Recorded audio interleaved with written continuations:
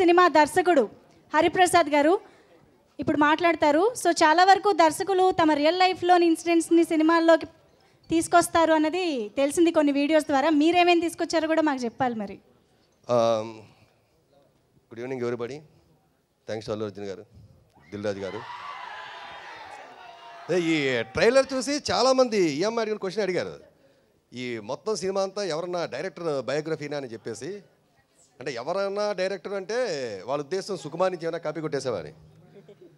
అయితే ఇందులో each and every scene కూడా కొత్త సీనే, ఎవరి దగ్గర నుంచి కాపీ కొట్టలే, ఎవరి లైఫ్ నుంచి కూడా ఒక్క సీన్ తప్ప.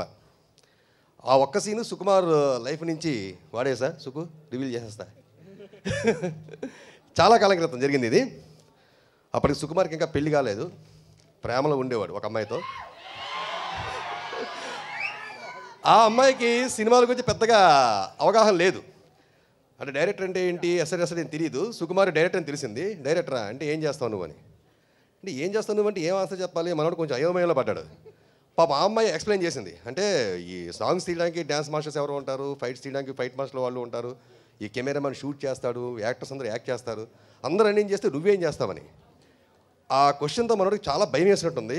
లవర్గానే ఉంచితే ఇంకా ఎన్ని క్వశ్చన్స్ అడుగుతుందో భయం వేసి తాళి కట్టి పెళ్ళని చేసేసుకున్నాడు. This is a girl. Thank you very much. So interesting question ఎక్కడి నుంచి వచ్చిందో ఇప్పుడు మాకు అర్థమైంది కదా. Thank you so much. ఇంతకుముందు ఏం చేసావు? నేనా షార్ట్ ఫిల్మ్ తీసా, తల పగిలింది. ఎవరిది? షార్ట్ ఫిల్మ్ పేరు సార్. Nice name. ఎప్పుడైతే నీకు బ్రేకప్ అయిందని తెలిసిందో,